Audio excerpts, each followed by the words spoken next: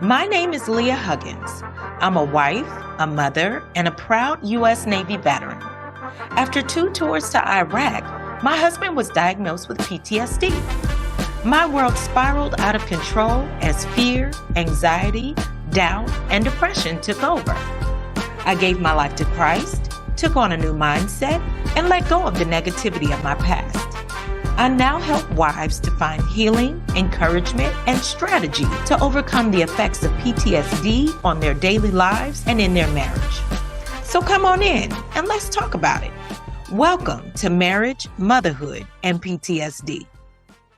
What's up, everybody? Welcome to Marriage, Motherhood, and PTSD.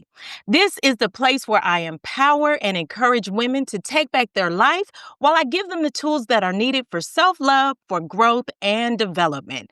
I'm your host, Coach Leah, and I'm so glad that you joined us today. You guys, I am so excited. I'm excited every week. I know, but I'm really excited this week. We got a good show for you today, guys. We are going to be talking about the power of community, how to build your village. It's so important to have the right people around you, no matter what you're doing. You've heard the saying that it takes a village to raise a child, and I believe that it takes a village to do anything that you want to do. The Bible talks about Christianity as a whole and how we're one body with many parts. Every part or every person is important and serves a vital role, especially when we're coming together to accomplish a goal or even just in the name of sisterhood. So we got to be there for each other and we have to build each other up. So we're going to get into all of that and more today, guys. But first, I want to introduce you to our guest, all right? I cannot wait for you to meet her. Not only is she a wife and a mother, but she's also an entrepreneur and an author. She's the founder and CEO of Conduit International, which is a company that's dedicated to helping organizations, leaders, and women work smarter, live well, and foster meaningful connections. She is a certified strengths coach, and she helps women to invest in their well-being and make a lasting impact on the lives that they touch. I am so glad to have her on the show. You guys help me welcome Miss Leah Dean. Yay! Hey, Leah. Hey, Leah. Welcome to the show. I want to thank you so much for coming on today. I'm so happy that you're here. This is going to be a great day, y'all. All right. And we got Leah and Leah in the house. Yeah, and Leah in the house, and it wasn't planned, both dressed in pink. So something pink. powerful is about to happen today. So I don't know what it is, but we are here and we're ready for it. Hey, family. Hey, absolutely, absolutely. So, Leah, I want to give the people a chance to get to know you. Can you tell us a little bit about yourself, where you're from, and what do you do there? So, as you guys know, my name is Leah JM Dean. J is for Julie, that's my mom's name, and Michelle. And I am from the island of Bermuda. It's a beautiful little island right out in the middle of the Atlantic, about 700 miles off of North Carolina. And I am based there. I live here with my husband of 24 years, and I have two now college students. I'm an empty nester for the first time. But in terms of my background, I worked in the corporate world for about 20 years, working for global companies, US publicly traded companies. And in 2019, I really felt impressed by the Holy Spirit that it was time for me to make a shift. And if I'm honest, Leah, it was a really, really hard move because I loved my job. But I was also the product of a mother who homeschooled us. And so I always had this kind of feeling on in the back of my mind that there was more that I needed to do for my children. And so at the time they were in middle school, I knew I only had a few years left before they would go off to college. And so I left a job that I absolutely loved in 2019 to take some time off to spend with the kids. I wrote my first book, Assemble the Tribe, during that break, and then the pandemic hit. And I decided that rather than go back into the corporate world, I would start my company, which was Conduit International Limited. And so when I think about your audience and this whole idea of motherhood and marriage and having to make big decisions that sometimes can transform an entire life, I feel absolutely blessed to be sitting here with you because my kids are now fleeing the coop. They are in college, but I'm still doing great work that makes an impact. That is awesome. That is awesome. I too am a mom. All of my kids are grown. My baby, she just joined the military. She was the baby.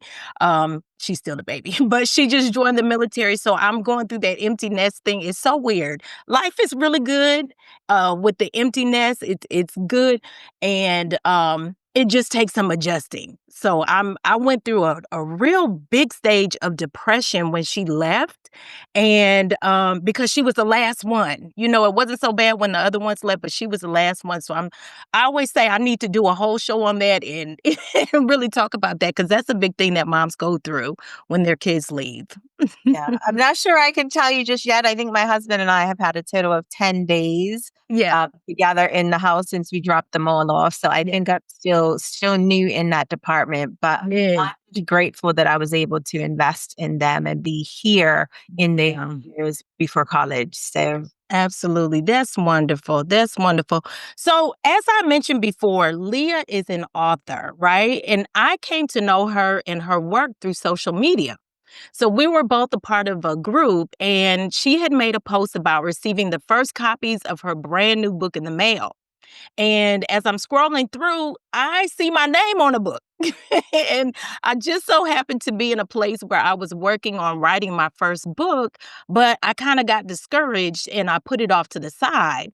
And to see my name on this book was actually the Lord speaking to me and telling me, "You still got work to do, girl. Okay, now get on back up and finish the work that you started." So that was actually what gave me the final push to finish my book. So Leah, you didn't know this, you didn't even know me at the time, but that post alone, it just really inspired me. And I wanted to thank you just for doing what you were called to do, because if I hadn't seen my name on that book, I wouldn't be here today. So I just wanted to thank you and give you your flowers now and let you know that I appreciate you. wow. I mean, I was just posting yesterday about even the little things that we do have impact. Yeah. And sometimes it's so easy to think that we're insignificant or what we're doing doesn't matter, but we never really know. And when you layer in just that willing heart with what God can do, you never really know what can happen. And so I'm so glad that I could be a small part of your journey. Awesome. Awesome. So, y'all, let's get into this book, okay? So, not only was I drawn in, of course, by having my name on the book, but the title alone was enough for me to seal the deal and to go buy this book, okay? It's called Assemble the Tribe, and it's all about the importance of community, especially women, and having the right people around you. Leah, can you tell us a little bit about the book and how you came to write it? So the book is all about sisterhood and creating community. I started writing the book while I was still in the corporate world. I think my inspiration for it, if I had to go all the way back in my mind, was I have this group of women. We've now been meeting together once a month for over 20 years. Mhm. And there was just something that was so beautiful about that. And I wondered if the experience that I was having was the same experience that most women have. And so Mm. I started writing this book. I conducted a study with over 1,200 women. And yeah, that became Assemble a Tribe. And this book is not just about the importance of community, but I wanted to understand from a scientific perspective Yeah. why it mattered. And so I did some research and then I added stories. It includes stories of other women who have experienced community, both the blessings and sometimes the complications of it. So it's a mixed mash of all kinds of things. I think no matter who you are, if you like story or if you like a little bit of science, it hits a little bit of everything for everyone. Yeah, it's all in there. It's all in there. So, what was your own village like when you grew up? How has it shaped you into who you are today? And how has it shaped your view on what community is today? I love that question because it takes me all the way back to childhood. And there were some things about it that were unique. Not only did I grow up on the island of Bermuda, my parents were very adventurous. And so at the age of about 18 months, they decided that they would move us off the main island onto a smaller 23-acre island. Yeah. And so that island, we were the only family for 10 years, but it was a very large tourist campground. So what would happen is during the winter months, it was very quiet. And then during the summers, we'd have locals and tourists alike come over. So we'd sometimes have thousands of people flooding onto the island. And I just had this beautiful, but sometimes painful experience as a child of having lots of community and lots of friends and lots of people that I could connect with. And then I would have these seasons where things were really quiet. What I learned as a result of that is that there's an openness that we need to really build community because life shifts and changes for all of us. But the thing that I really loved about my parents and what they modeled, it didn't matter whether it was a millionaire or somebody that was coming over from our church family or kids camp. Every single time someone came to the island, they were open, they were kind, they invited them over to our house. And so I just learned this idea that true community starts with an openness. And that's kind of how I started those are some of the initial thoughts around tribe that I have. I love that. I love that. So relationships with people, like we said, they can be affected by what happens in your relationships as a child. And everyone doesn't have access to a healthy support system or, feel surrounded by love and support. I want to talk a little bit about the work that we need to do within ourselves to be able to receive love and to support from a healthy support system. Where do we need to be in ourselves first before we can worry about being a support system? I'm really excited that you went there because Yeah. one of the core messages in the book is really this formula because people are complicated, right? Yeah. And I had this formula for building tribe, which is believe, belong, be different. Yeah. And the first part of the formula is actually about belief. What do I believe about myself? Who was I created to be? Who did God create me to be? And so many people say, well, how do you know that that formula is right? Well, for those who believe like I do, my belief system is definitely Christian. I believe in God. This formula is based on the story of Christ. Now, I studied a lot of different relationships in the Bible. I started my studies with explorations into the relationships of women in the Bible. I couldn't find what I was looking for, unfortunately. But as I continued to research, when I stumbled across the story of Christ, that is when everything changed. And so if you think about it, remember my formula is believe, belong, be different. When Christ came to earth, he knew who he was, he knew whose he was, he knew what his mission was. It didn't matter whether he was being persecuted. He knew that his mission was greater than any misery that he would ever come into contact with. Right. And he understood that call. And so one of the things that I write in the book is that every person needs to remember that your true purpose lies at the intersection of who you are created to be and your desire to share it with others. And we see that beautifully modeled in the story of Christ. And so one of the big ahas I had while writing the book is I can't have community if I'm not first willing to examine who did God create me to be? What are some of the strengths that I bring to the table? What can I give to others that will make a difference in the places where I live and work? And so relationships, the foundation of our relationships actually starts with the belief about who I'm called to be. I love that. That is so powerful. That is so powerful. All right. So there are some people that are in our lives only for a short season. And when that season is up, they become what I call dead weight, right? How do you know when it's time to make adjustments to your friend group? Like, when is the season up for that friend? So How do you know when this season's up? So I have some very strong views about this. Yes. I have two immediate thoughts. Yes. I think when there are situations where there is it's what I would call a low quality relationship. So there's lack of care, there's indifference, there's lots of stress, there's the encouragement of unhealthy lifestyle behaviors. According to the research that I did, when you're in that relationship day in, day out, Yeah. not only is it difficult, but you actually expose yourself to things like cancer and hypertension and diabetes. Like those unhealthy relationships Yeah.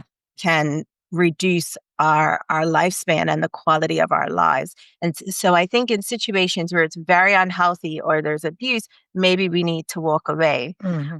But what I also like to say to folks, sometimes as we grow and we change, there are relationships that in our own minds no longer serve us. But if we have a much broader view about tribe and community, sometimes it's maybe about not putting the relationship to the side, but about saying, I'm entering a different season. And so maybe the nature of the relationship needs to change in this season. Yeah. Because if you're approaching relationships from a more God-centered, Christ-centered approach, then that means every single person has value. And one of the other beautiful things that I think the story of Christ models for us is the first thing that he did before going into ministry, after praying and fasting, was he created a tribe, right? The beautiful thing is, though, is that they were all really complicated. If you study the stories of the disciples, they were very messy. They were difficult. They were, Judas as the, as the person The who traitor. as the traitor. Yeah. And Peter, who was very boisterous. Like, they had these traits. And so I think he was modeling that we can have all kinds of people in our lives, all kinds of complicated people in our lives who can bring value to our lives. But then the other thing that I think speaks directly to the question you asked is he also modeled that there are different levels of relationship that we can have. He had a huge following. Then he called the 12, but even within the 12, he had a more intimate relationship with Peter, James, and John than he did versus the other. And so sometimes we absolutely need to walk away, but sometimes is it that this type of relationship or this level of relationship, I just need to define it differently. They're not part of that really close circle. Maybe they're going to sit a little bit further out, but I can still show them kindness. I can still show them God's love, but maybe it's just not going to be as deep as they might like it to be, or sometimes even as I want it to be, right? So this thing is complicated. It's if you asked me in a secular perspective, I could give you a list of when you walk away, but when you layer Christ on top of it, we have to look at it with a much different lens. Yeah. Couple years ago, I wanted to learn about how to walk in love. And of course I looked to Christ as my example, and I just started doing some studying, and I found that, it's not as easy as you would think it is, especially because you're dealing with other people. It's easy to walk in love with yourself and, to love on yourself. But when you have to deal with other people and their personalities and, all of that, that it does make a big difference. And walking with Christ is not for the weak. Walking in love, as with the example that Christ gave us, it's not for the weak. I tell you. Leah, I'm going to make it a little bit more practical, right? Yes. If you think about it, the research shows, and I talk about it a little bit in my book, it says that the number of relationships based on a whole bunch of studies, the average number of really deep relationships that we have time and capacity and emotion to cultivate turns out to be about 5, right? Yeah. We have 5 really, really close, intimate friends, 15 good friends, 50 acquaintances, and then everybody sits on the other side. Like, you physically do not have the capacity, the time, the energy to invest in all of these relationships in the same way. So there has to be levels to this thing. That's good. One of the things that I share with my more recent book is I've just found that the majority of relationships are actually not for deep community. Woo, right? That's good. They are, the majority of our relationships are really just to show them God's love. And then because we are being open and showing people his love, he then designates certain people in certain seasons to pour into us in ways that we need most. So when I'm open, when I choose that Christ-like mindset, he's going to make sure that in old seasons, I get whatever community I need. And I think that we sometimes get ourselves into trouble when we're expecting that we're going to be able to maintain 10, 15, 50 relationships and maintain them well because we just don't have the human capacity. I call it the paradox of openness and capacity. If I have all these relationships that I don't have time for, then how do I manage that? God is just saying in every interaction, how can you be my hands? And I'm going to make sure that you get what you need. Wow. Wow. So that means that relationship is not for us, but it's for us to be the hands and the feet of God and allowing Him to pour into us. That is powerful. That is amazing. Thank you for that. You are so welcome. And to be honest, for your audience, for me, this is just some of the learning that I did actually Yeah. between the two books. So the first book is about how do I create community? How do I Right. find my tribe? What are the steps that I can take? Why is relationships with women sometimes so difficult? And Yeah. how do I put in the work to help those relationships stay strong and healthy? But what I found was what happens when we put in all of that work Yeah. and Yeah. then when we need them most, those relationships don't work or the people aren't there. And Mhm. so the last part of the formula, believe, belong, be different, is if you think about the story of Christ, he walked with his disciples. He talked with his disciples. He Mhm. taught them about self care, but it wasn't so that he could just be in community with them. Yeah. What did they do? They went out, they healed people, they Mhm. helped them to preach, they changed the then known world. And so Mhm. that's what it really means to be different. It's about saying, Um, okay, God, I'm going to trust you with the community that I need. yeah. And then I'm going to ask you to help me be different. The cover of the new book, it actually has handprints because our role in this world is to be God's hands on earth. And what's really interesting as I think about the journey of these two books that go together is when I released the first one, it was 2020. We were in the middle of a pandemic. People were feeling isolated. Yeah. There was a lot of political upheaval and Mhm. people were feeling disconnected and divided. Now, fast forward, it's 2025, 5 years later, and that dynamic in many ways has not changed. So the only thing that makes the difference in Yeah. any season is, are we choosing to be different? Mm. Wow. Wow. And That is when we powerful. choose to be different, God says, I'm going to make sure that you have the community that you need. Yeah. And, sometimes I just released a newsletter about this. I was traveling this summer and I met some friends that I haven't seen. There's good friends that you don't see for a while, but Yeah. when you get together, it's like it was yesterday. Right.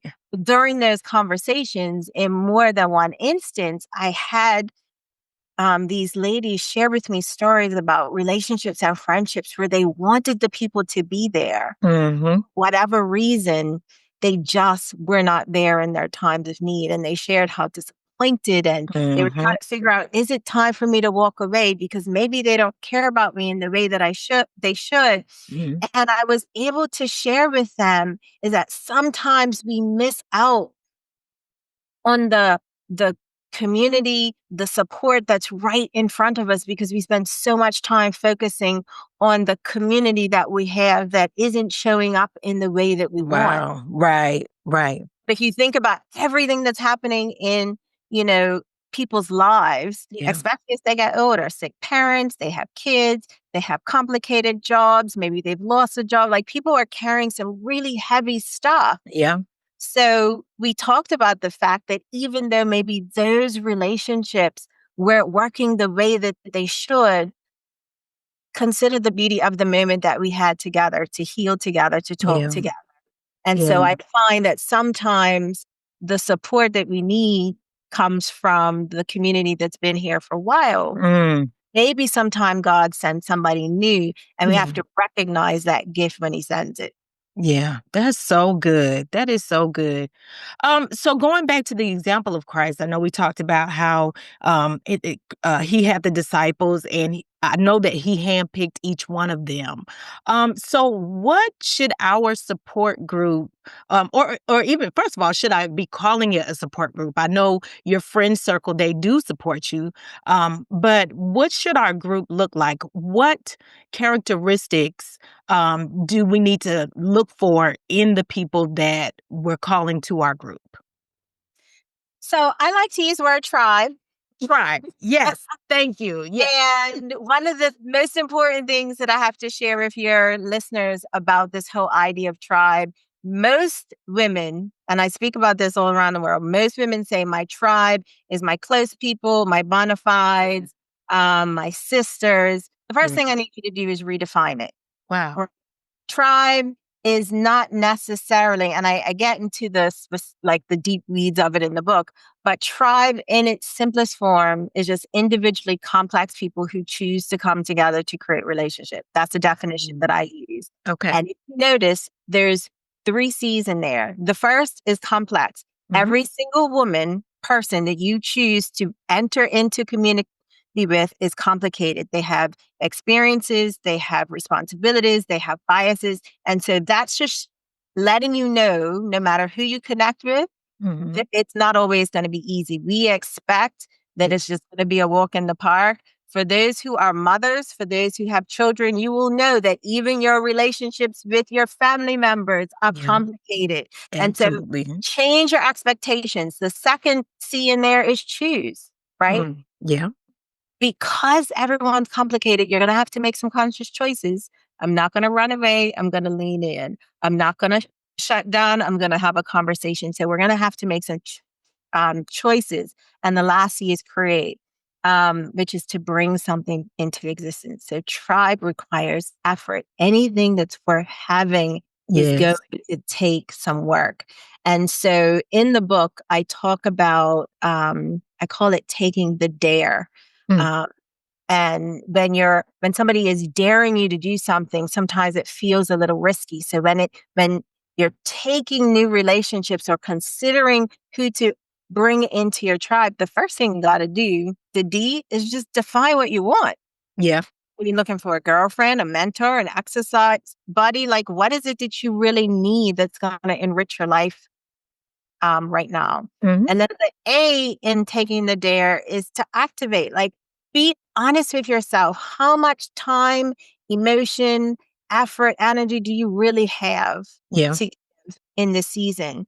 I remember, and I write about it in the book. I remember I used to go to a lot of conferences in my prior life, and I would meet so many wonderful people, and I would say, "Oh, we have to get together and have a coffee or tea." And I remember after one season, I had about 60 people on a list, and try as I might, I just couldn't get to everyone. I just didn't have the capacity.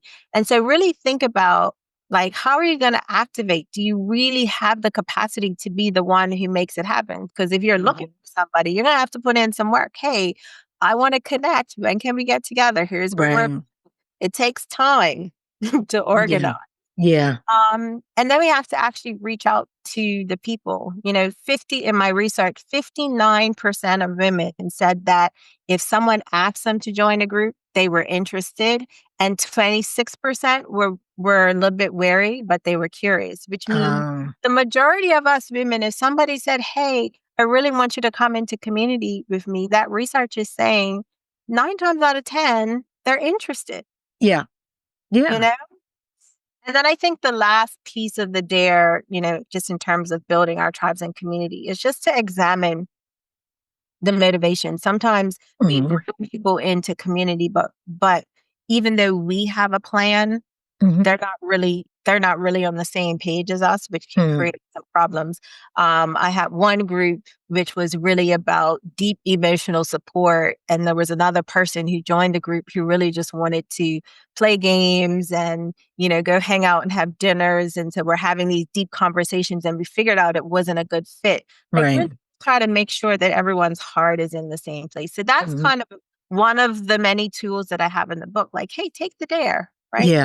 What do I really have the capacity to activate?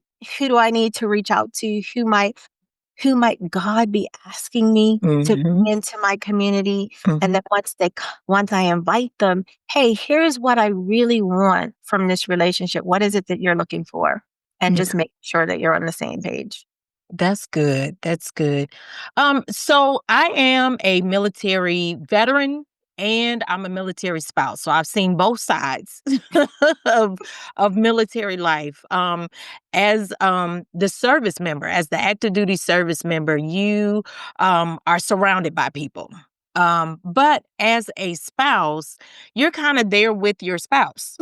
you know, you don't necessarily know a lot of people. A lot of military spouses deal with loneliness, feeling isolated. They're so far away from, the family and friends that they've known. You have to move so much. So you have to, start a new support. It's definitely a support system, when you're dealing with the military. What would be for that military spouse? What would be the first place that she would start building her tribe? And how do we go about choosing who's in our tribe? So I think the first thing I want to say to that military spouse, Mhm. in the research that I did in preparation for the book, I actually looked at isolation. Mhm. And one of the things that I found in the research is that people who are lonely and isolated, their mortality rate increases by on average 29%. And Wow. for women in particular, we're more susceptible to unhealthy lifestyle behaviors like alcohol consumption and other things. And so I really want to say to that military spouse, start with the mindset that tribe and community is not optional. Mm. Wherever you go, start with the mindset that I need people and they actually need me. Mhm. And so then the first thing becomes, well, are there areas of interest that maybe can bring you together? So you kind of have to start talking and asking questions. And in the book, I get into a whole bunch of different methods to build community. But here's the easiest thing that I found in terms of building community when you're not really sure how long you're going to be there Mhm. or what you actually want, Mhm. right? Because we talk about there, sometimes you're actually not sure what you want. All you know Yeah. is I'm in a new place and I need people. Yeah. When you start to take the view, I call them tribe moments. And so, Okay. Leah, you might be asking, well, what is that? A tribe moment is I'm going to go into this conversation with a person and I'm going to be curious enough and open enough that if when we're done, I never see them again, we'll both look back on it and say that was a good moment. Mhm. Mhm. Yeah. So I'll give you an example. A couple years ago, I went to this conference and I really felt like there was somebody that I was supposed to connect with. And so I said, okay, God, I'm not looking for anything today, but I feel like you have something for me. So I want you to show them to me. Mhm. So I met this woman early in the day, and then I saw her a few times during the day, just checked in. Hey, how's it going? And at the end of the day, she walked up to me and she said, hey, do you mind if we have dinner together? And so I thought, Mm. hey, why not? And we sat down and we had one of the most powerful conversations I had had in that evening. She poured into me, I poured into her. I've seen her two more times and I may never see her again for the rest of my life. But Wow. what I'm saying to the ladies in the military is when you have these beautiful tribe moments, when you go in with that mindset, that is actually the springboard that opens the door for the other things that you need. Mhm. Mhm. And I need you That's to I and don't forget that for you, these relationships aren't optional because when you find them, they're going to help you to live your happiest, healthiest life. You need people. You need people. So, wow. Why do you think we as women find it so hard to connect with other people? And why do we find it hard to ask for help when we need it? it's an interesting question. I was curious when I did my research study. And so what I found in my research is 63% of us, I surveyed 1,200 women, multiple countries, varying demographics. 63% of women have been in a female group. Mhm. 71% have had negative experience. Mhm. 50% under the age of 18, 25% under the age of 13. Almost half of us didn't have the opportunity to see positive relationships between our mothers and other women when we were growing up. Mm. And the sad thing I found in my research is that there was also no statistically significant difference between Christians and non-Christians. Yeah. Wow. And so for many of us, we're carrying some trauma that we've experienced along the way. And so there's a reticence that we have to open up. And the research also shows that if you put a group of women and a group of men in in two different rooms, the women are going to get to complicated, more vulnerable topics a Mm. lot faster than men. So as women, it's just something that we want to do. So we're looking for those people who make us feel safe. Mm. And I guess if I could share anything, is if you again go back to my earlier comment, like relationships are not necessarily for safety. The majority of them are for us to be God's hands on earth. Yeah. And as we're touching the lives of other people, God then says, okay, because Leah gave of herself, I'm going to make sure that I direct the other Leah to her so Yeah. that they can have a moment that Leah Huggins needs today. And that's just how God does it. Yeah. And Yeah. so there's an element of faith in there as well, that as I give of myself, that Mhm. God is also going to give me what I need. Mhm. I absolutely believe that. That was definitely me scrolling and seeing that book online. It was definitely God speaking to me, as I said before. So yes, He does orchestrate and put everybody where He needs them to be at the right time. So yeah, I totally agree with that. Yeah. So, along the line of trauma, so I'm getting certified in becoming a trauma counselor, and I'm learning a lot. I'm learning a lot about trauma. But one of the things that we went over in my classes was about how community, your tribe, is such an important part of the healing process. Can we talk a little bit about that? Yeah, I mean, there's so much research and studies around that. I mean, the longest, I think, decades long study was conducted by Harvard. It started in 1938. And the question they were trying to solve was what makes us happy in life? Mhm. And they found in the research that the number one thing Mhm. that helps us to be happy is positive relationships Yeah. Yeah. and a story. And so we really have to think about the role that relationships play in our lives, and we have to put in the work. I mean, as a solopreneur, I mean, I have a small team, they're all over the world. I have to be very intentional about, Yeah. yeah, how many times did you leave the house this week? And Yeah. who did you connect with? And how did you lean into those relationships and those conversations? Because as I mentioned earlier, isolation, Mhm. unhealthy relationships, all of those things can have such a profound impact on our health and longevity. And so, hands down, Mhm. everything that I've researched says you need to make sure that you invest in relationships. As it specifically relates to trauma, Yeah. there's also some research that says that um, our relationships can impact us positively or negatively, cumulatively over the course of our lives. So, what does all of that mean? Yeah. If we've had a negative experience, there's some pain and some trauma that's coded into your neural pathways. Mhm. When you then choose to find and lean into a healthy relationships, you're actually rewriting those neural pathways. And so just because you've had some difficult experiences, that little girl on the Mhm. playground or Mhm. that young woman in college who felt isolated, it does not mean that you can't rewrite your relationship DNA. And I Yeah. think it's probably what you're learning uh, Mhm. in your course. And that's what I'm seeing in my work and research as well. Yeah, yeah.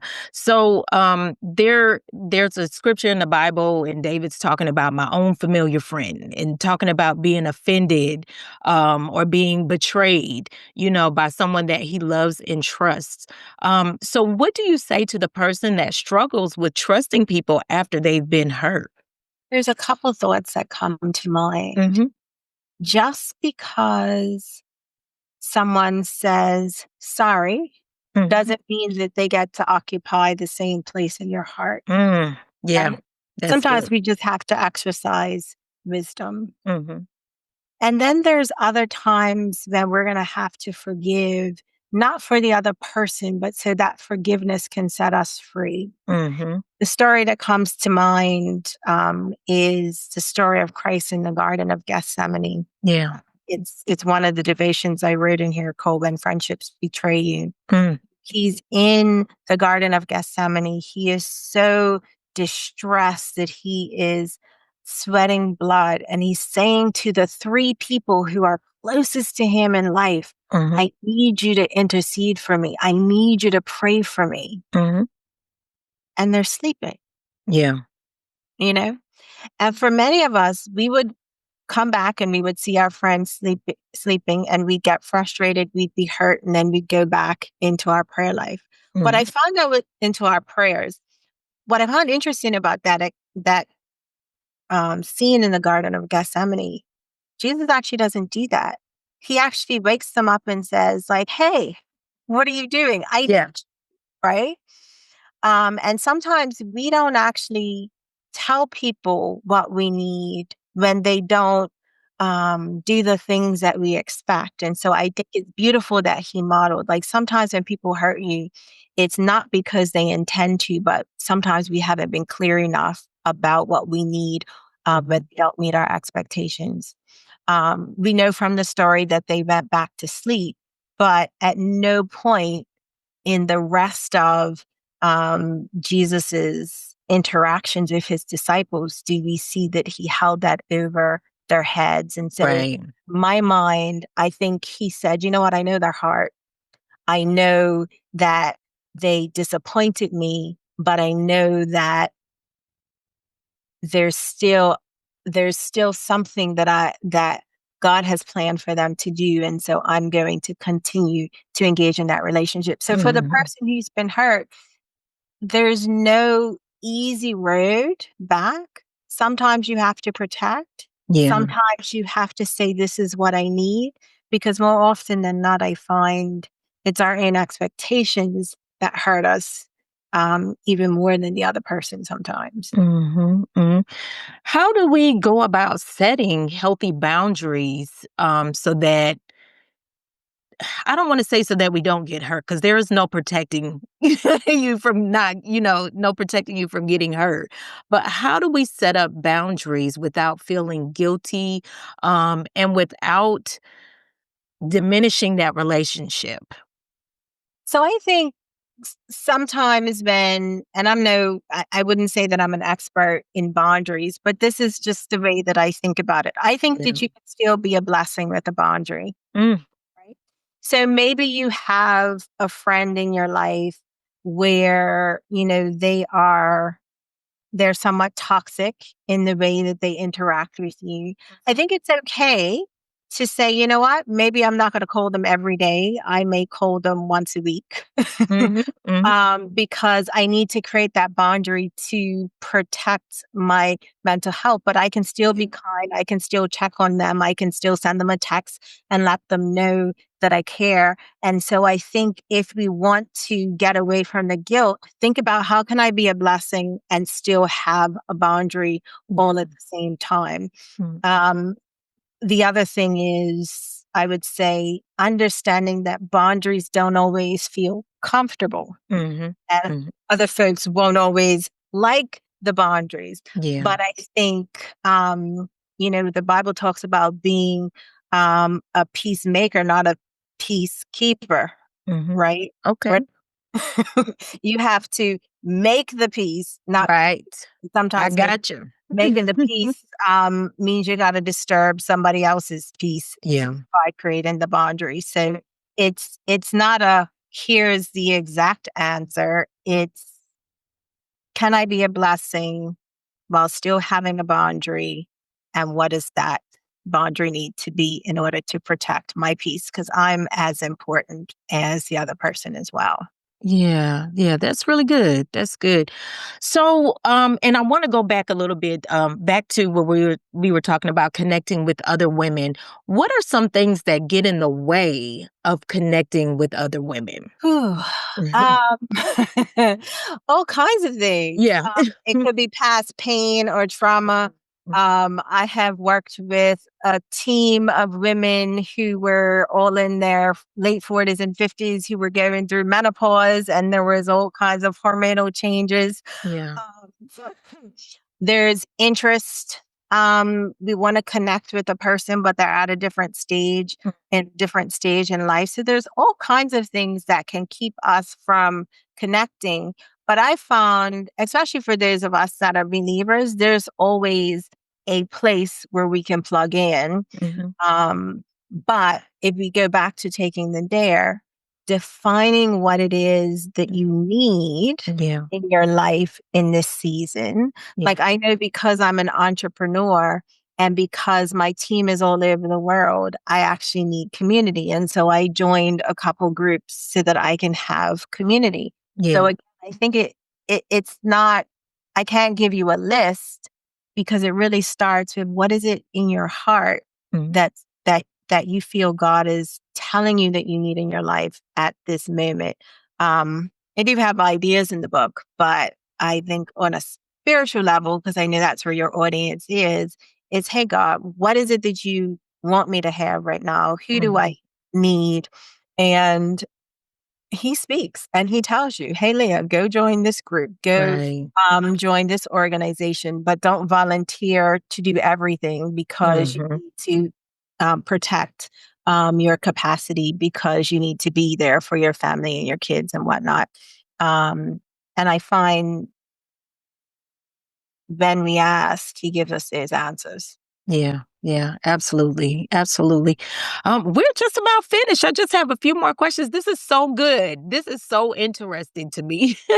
So, what is one thing that you would say to the woman who feels alone, or she feels safer alone because of the past hurt that she's experienced?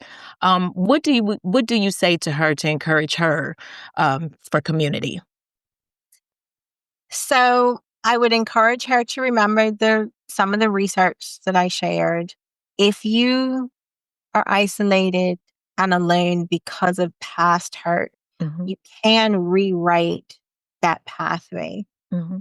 The other thing is that I've learned is like, you're not everyone's cup of tea, Hmm. and that's okay. Right. Um, and there will be seasons where people fill your cup, and there will be seasons when they can't. If we just think about the complexity of who we are as human beings, like in the last few years, I've had some serious illnesses in my family that have consumed a lot of my time. And so there's probably people in my network who are saying, why isn't Leah there for me in the way that she used to be? Mhm. And so to that woman, redefine community, redefine tribe. Remember that people are individually complex and they have so much on their plates in the same way that you do as well. Right. But when you put yourself out there, when you're open and you're like, hey, God, who can I speak to today? What do you want me to do? Who do you want me to connect with? Beautiful story. I had, around the time I was writing the book, a mutual friend. So, this is another way we can connect with people. A mutual friend introduced a woman to me. And I remember going to the lunch thinking, okay, God, what do you want for me right now? Because I don't really need any more tribe. I'm not trying to take the dare. I'm not trying to Yeah. act, don't need anything. I said, but I'm going to stay open. We had a wonderful lunch. And I left again saying, God, I don't know what you want for that relationship, but I'm going to stay open. And in this entrepreneurship season, we were both in corporate and then we both left and started these entrepreneurial pursuits. And we've become such good friends. and such a great support for each other. And it all started with just being open. Mm. So to the woman who's hurt, I would just say, you need people, they need you. And when you stay open and when you put that need at the feet of Jesus, he will make sure that you find your tribe. And when you Absolutely. do, because they're complicated and because of that trauma you've experienced in the past, it's probably going to be a little rocky, but there is beauty Mhm. in relationships and we need them. Beautiful, beautiful. Well, one last thought. What is one practical thing that our listeners can do today to start finding their people? Oh, there's so many things that you can start. You can start talking to strangers. Yes. I love doing that. One of the I love traveling with my husband, but I also love traveling by myself because Yeah. I just have these random conversations with strangers. You can go to church, you can go to different if you have hobbies, you can actually go out and join something. Yeah. Call up a friend and say, "Hey, I'm actually looking for somebody who does X, Y, and Z. Can you Yeah. introduce me to somebody in your network?" Um, Go online and look in a community. During the pandemic, I met more people and did more tribe building than I have done in the 5 years since. Like, Wow. it was for me, it was an experiment because the book I was releasing, but we were all kind of locked up inside. And I said, can I build good community virtually? I had a woman, she lives in Seattle. We met every Friday to have devotions for a year. Yeah. And so there's so many different ways that we can build community. Hopefully, Hmm. one of those ideas will spark something for your listeners. Yes. And Yes. more in the book. Yes. Well, the internet absolutely is such a wonderful way to connect. I think the bottom line is if you want community, you have to get out and meet people, get out and talk, and not be isolated into yourself. Absolutely. Well, Leah, oh my gosh, I wanted to thank you so much for hanging with us today on the show. I know that this really helped a lot of people. This was good information. I want you to tell the people a little bit more about you, like where they can find you or how can they connect with you.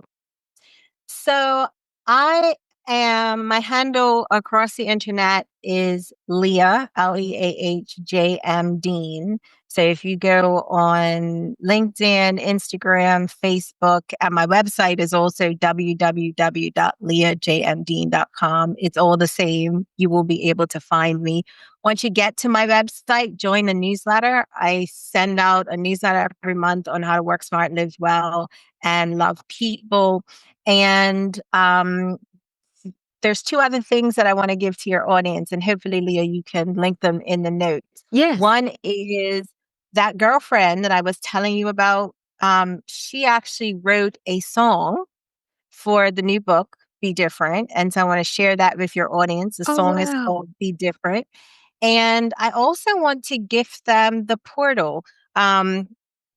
For Assemble the Tribe. So Mm. inside my portal, there are lessons that I've learned on the tribe. There's a giveaway with 100 ways to build your tribe, 20 ways to thrive with your tribe, 20 ways to lead with your tribe. The DARE worksheet, we talked about the DARE all through this conversation, that's in there. Mhm. And then there's also a a short questionnaire where they can check their tribe status. Like, how am I really doing with my Yeah. relationships right now? So there's lots of tools that I have available. Usually you'd only get access to the portal if you buy the book. I'd encourage you to do that too. But if you can't get the book right now, I still want to give you a gift because I want your listeners to understand that God wants them to have community, that God wants them not just to have community for themselves, but He wants them Yeah. to have community because in this world, with everything that's happening, there are lives that they are meant to touch. There are Yeah. people that they are meant to be the difference for. And so anything that we can do, Leah and Leah, Hey. to make that happen, then that's what we want to do. that's what we want to do. Oh, that is amazing. That is a great resource. I too recommend getting the book as well too. I really enjoyed reading it. And I appreciate that. I can't wait to hear that song, and we will link both of those links on the show notes for you. Okay. So y'all check that out. You guys, this was such a powerful conversation. I hope that you guys are walking away with some fresh insight and some encouragement about the importance of building your village. So remember, you don't have to do life alone. God created us for community, right? For sisterhood, for support, and for love. So take a moment this week. I want you to reach out and connect and start building the kind of tribe that lifts you up and reminds you who you are. Okay? Be intentional about who you let in and don't be afraid to let go of what no longer serves your peace. All right? Your healing, your growth, and your purpose are too important to try and do it all by yourself. Okay? As always, I am your coach, Leah, and I pray that you were blessed today as much as this blessed me. Okay? That's my time for today, y'all. Join us next week for another powerful episode. But until then, I want you to be encouraged, be empowered, and be blessed. Peace, y'all.